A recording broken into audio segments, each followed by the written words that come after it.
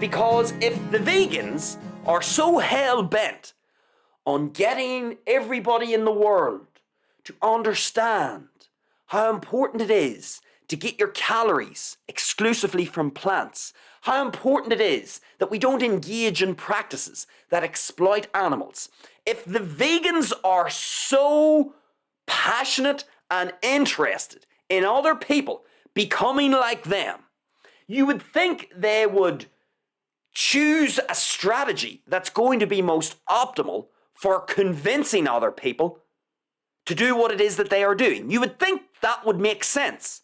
If you're really interested in changing the world, turning everybody into a vegan, you would think that you would critically analyze your approach and say, you know what? I don't care about what I want to say or do. It's not about what I want to say and do. It's more about what is most effective. What are the most effective things to say? What are the most effective things to do? Two different ways of looking at it, folks. Yes, there are certain things in life. We all perhaps want to say and do certain things. Say certain things to certain people. Do certain things in life. But then when we analyze critically what it is that we're about to do based on our desires, based on our wants, we may actually arrive at an interesting conclusion, and we may realize, well, hold on. Perhaps what I want to do is not actually the most effective thing to do. And so you reanalyze your approach, and you start to, in a sense, make concessions to yourself. You may want to say this, you may want to do this, but if I'm really that interested in educating the world and helping people understand the truth, I would be better doing it this way, because this way is more effective. And I find this remarkable with the vegans. The vegans literally act on desire, we could say, on impulse almost, on wanting to say and wanting to do things that just appeal to themselves. But is that really the most effective way to go about diffusing your message out into the world? Is that really going to capture the masses and get the masses to buy into your message? I would argue not. And hopefully by the end of the show, we're all going to realize these are two traps, we could say. These two things that vegans do habitually, they are traps. They are traps that passionate people can fall into. People who really care about something are most susceptible to falling into these traps, we could say. And the vegans, because they are very passionate about the animals, not killing the animals, not having them slaughtered in an inhumane way, not having them exploited, the vegans let their emotions, we could say, cloud their judgment. And once the emotions cloud their judgment, they start acting on what they want to do, what their desire is pushing them to do. And you know, that can land you in a funny place, folks. And the funny place in which it can land you is, yeah, sure, you're telling a whole bunch of people about veganism, but are you doing it in a way that's most effective? Or are you actually, in a sort of counterproductive kind of way, shooting yourself in the foot? And that is what I see vegans do frequently. They take their gun out of their holster and shoot themselves in the foot. And that only makes them angrier and more aggressive. So, okay, let's get into these two things that vegans do. These two kinds of behavior. These two traps. Let's have a look at trap number one. The first thing that I see vegans do, that I have to be honest, this first thing pisses me off, number one, but also it actually hurts their own message when it comes to getting more people, getting more of the average person or people, within the population to buy into the narrative that they're selling. The first thing that vegans do is they take the moral high ground. They take the moral high ground.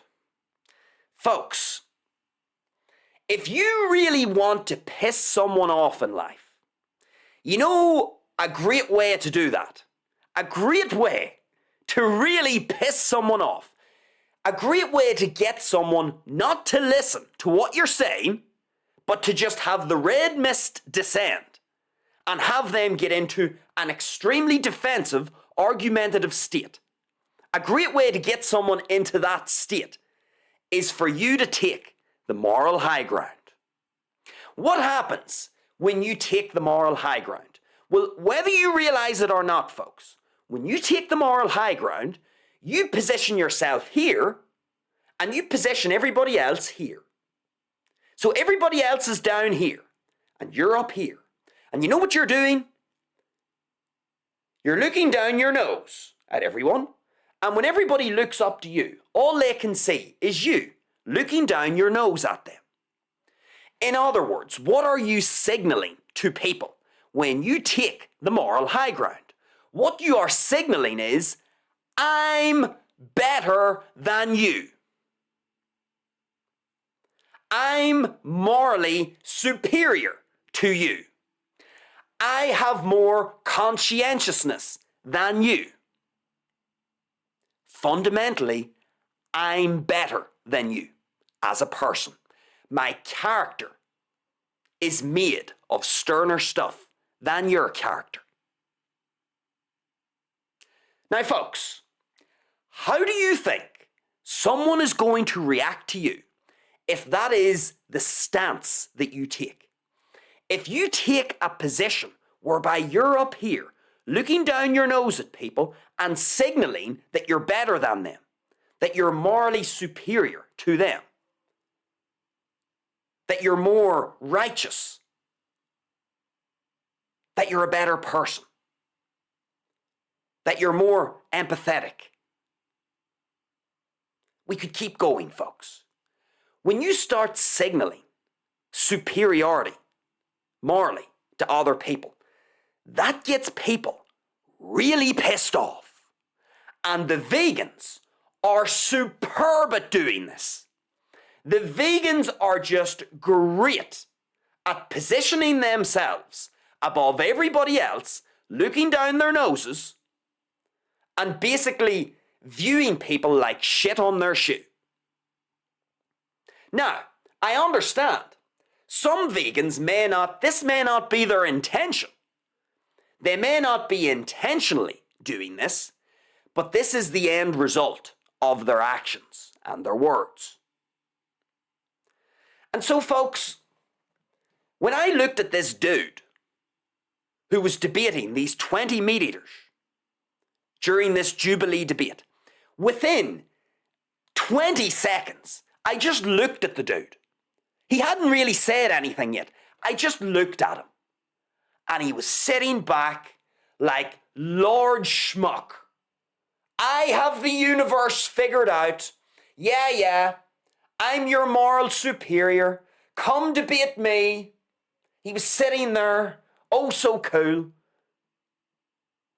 His moral standards just so much higher than everybody else's in the room. Yeah, you peasant meat eater, you come and give me 5 minutes of your time. Yeah.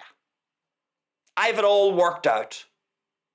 I've arrived at the promised land. That's the vibe he gave me. And instantly, he became unlikable. Now, some people are going to disagree with me. Some people will look at the Jubilee debate with this vegan dude and think he was great. He was very knowledgeable and he was spitting facts and he knew his apples from his onions. All right. To me, he came across as taking the moral high ground. He placed himself above everybody else in the room. He wasn't debating at their level. He essentially saw himself as better than everybody else. He didn't say that, But that is the vibe. It was a very strong impression that he was giving me. And it made me instantly dislike him.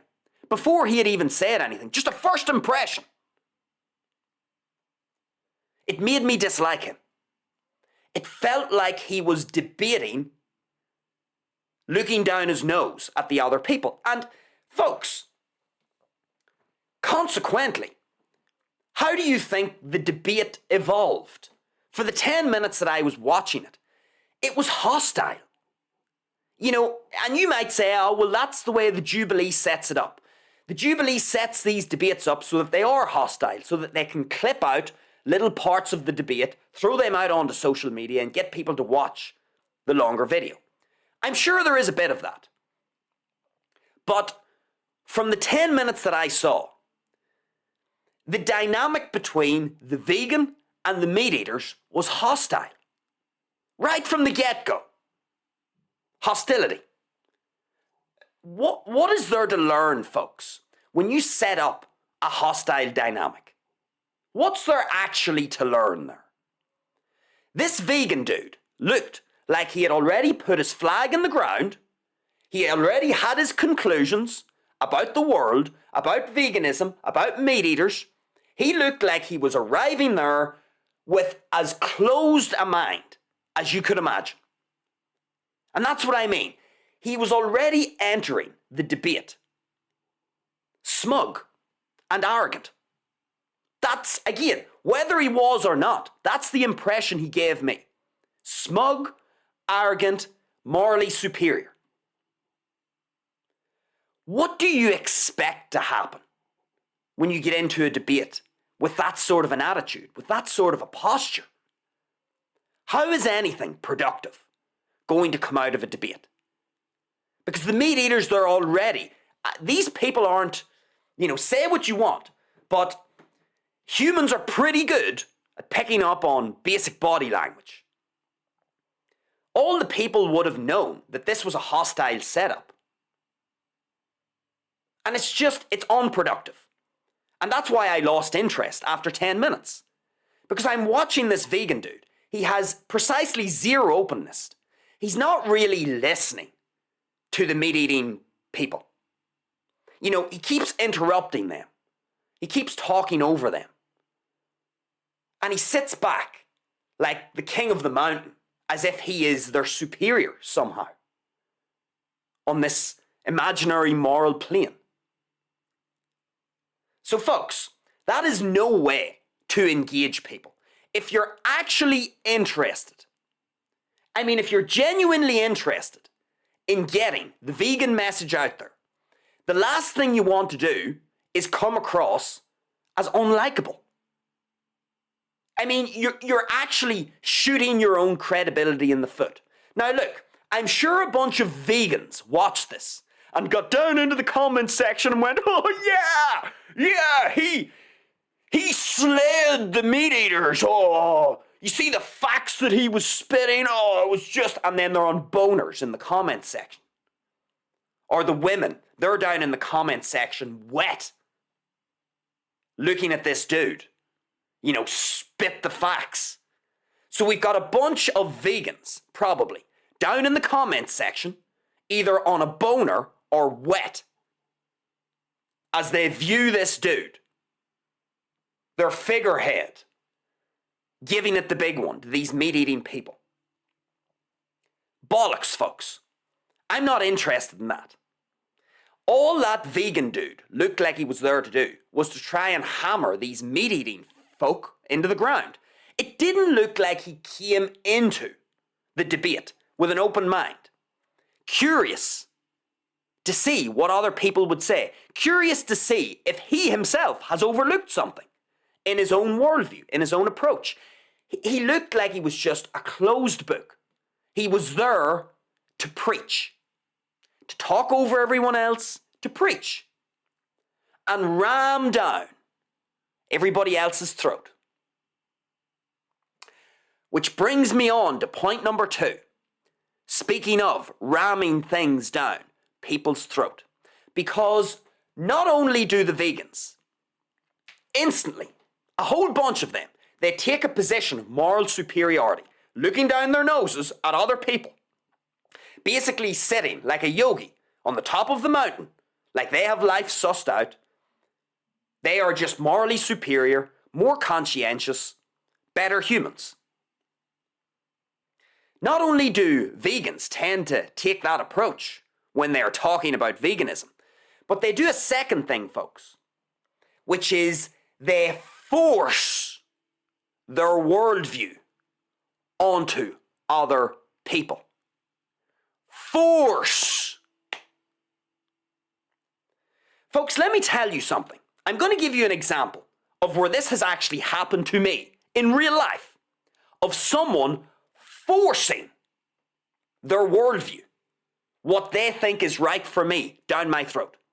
Let me give you an example. So last year, I was out in Lanzarote for a few weeks, escaping the Irish winter. A fine little excursion it was. Nice and warm out in Lanzarote. Really enjoyed that. Now, while I was walking up and down the coastal strip, where you've got all these little restaurants, basically, and shops, but mostly restaurants.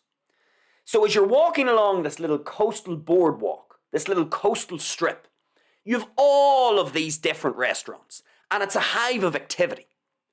You can only imagine, tourists galore, people walking up and down, people love to eat out, so everybody's trying to figure out, oh, well, what restaurant should we go to tonight? Now, something very interesting happened to me last year when I was out in Lanzarote. So I was walking along this coastal strip with all of these restaurants. And I was approaching this restaurant. And there was this dude outside the restaurant. And he had the restaurant's logo on his shirt. But I want you to imagine the restaurant is here. I want you to imagine, here's the walkway, and then you've got the sea over here. So I'm walking along the walkway, and this dude isn't inside the restaurant. He's out on the walkway, in the middle of the walkway. So the restaurant's over here. He's not inside the restaurant doing, cooking or being a waiter or, guiding people into the restaurant from within, showing them what to do, giving them menus. No, he was actually out in the middle of the walkway. And I could see this up ahead. I was thinking, why is this dude out in the middle of the walkway? And so I approach him because I was suspicious. I thought to myself, I wonder, is this guy poaching? Poaching meaning what I'm about to explain to you right now. So I walk up, and the walkway isn't that wide, folks. It's pretty narrow and pretty congested. And so I walk up by him, and as I'm just approaching him, of course I'm wearing my red bandana, so I stick out a little bit from the crowd. And all of a sudden he turns into me, and he's holding a menu, and he starts going, "Good afternoon, sir. Good afternoon. Would you like to come in and eat? I think we've got the right food for you. You look like someone who would enjoy eating in our restaurant. Would you like to come in? We've got seafood. We've got meat. We've got vegetable dishes. I think you would really..."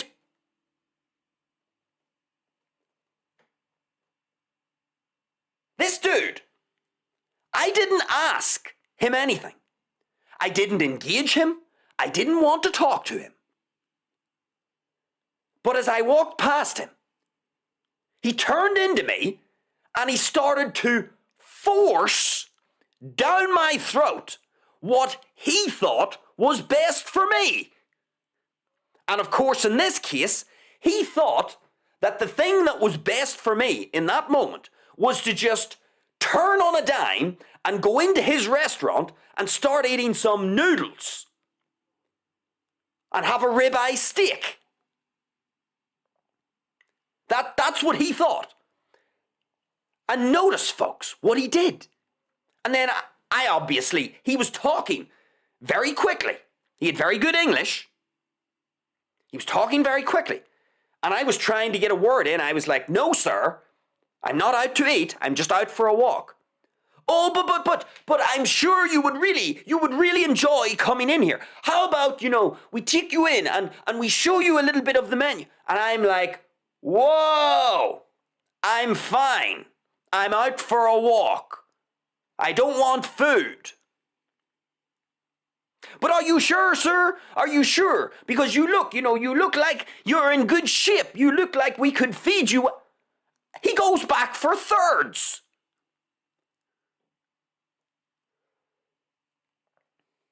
This is the thing, folks.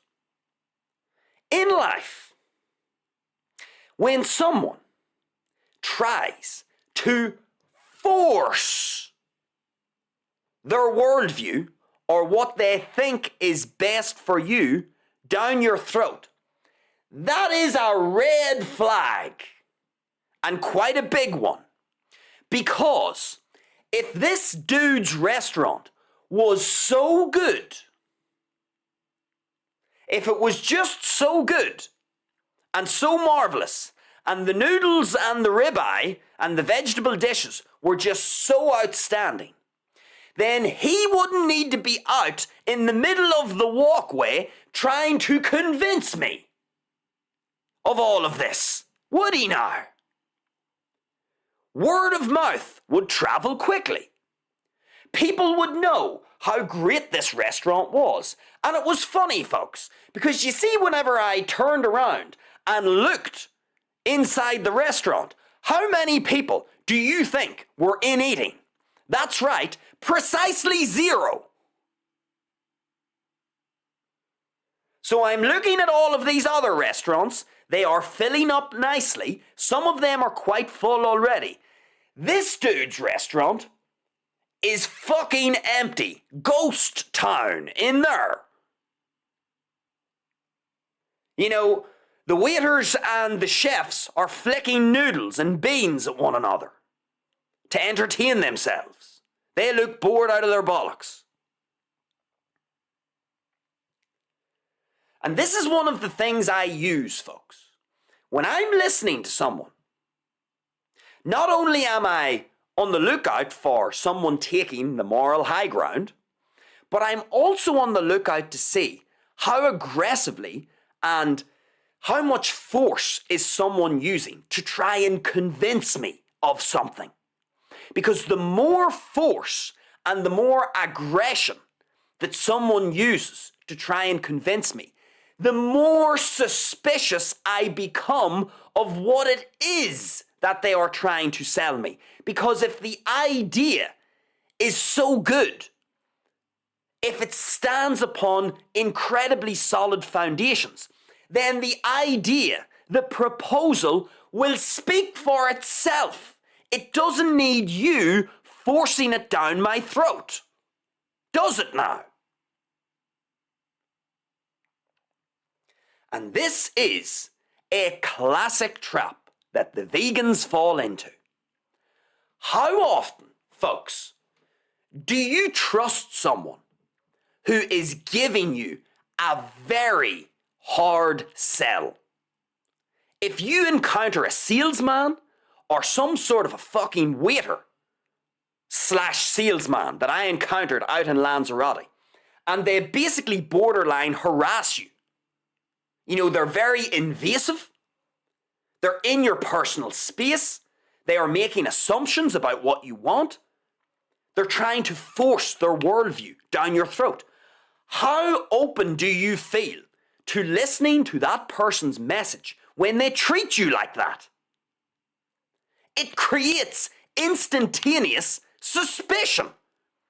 The first thing that I think, when someone behaves like that with me, the first impression that I generate is, this person must be selling me a bag of shite. Like, they honestly must be.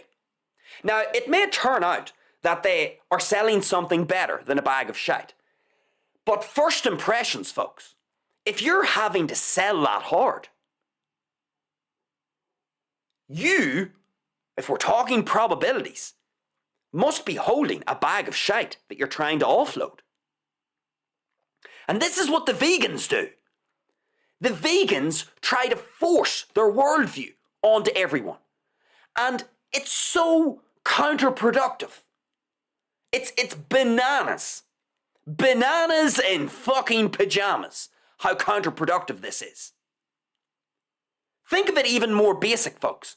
When you try to tell a child not to do something, and you really aggressively try to tell them, you shouldn't do that, don't do that. You try to force this idea upon the child not to do something. What does this encourage the child to do? I mean, if you really want to get your child to do something, what should you do? You should tell them not to do it. In other words, you should try to force a worldview upon them, because the child, in terms of probabilities, is quite likely to flip. Their curiosity will probably have them flip. They'll hear someone telling them not to do something, and it actually makes them more emboldened to do it. How often have parents ran into this obstacle? They really try to force their children to do stuff, and it feels like they're whacking their head against the wall. Well, all they're doing is stoking the kids' curiosity. Now, in a vegan sense, if vegans try to force down your throat why you shouldn't be eating meat, why you shouldn't be buying products that are, responsible for the exploitation of animals, why you shouldn't support any animal industry. If you start to aggressively force that down people's throats, people will be curious as to why you're being so aggressive. If veganism is such a good idea, then the idea of veganism will speak for itself. You don't need to force it down anybody's throat. Not in the modern age. No need to do that. If veganism's such a good idea, then put it out into the open marketplace and allow people to decipher for themselves if the idea is so good. But you see, whenever you get very aggressive, folks, very aggressive, and you're trying to force this vegan narrative down people's throats, it makes them suspicious about what it is that you're selling them and what it is that you're trying to convince them of. And so, folks, when we couple these two behaviours together, taking the moral high ground, which is a great way to instantaneously piss off the person that you're talking to, and then force a narrative down this now pissed off person's throat, which will only make them more suspicious of you. They're already pissed off at you because you're looking down your nose at them. You're claiming to be their moral superior. So not only are they now pissed off, but they're also super suspicious because you're trying to sell them too hard on what it is that you believe is right.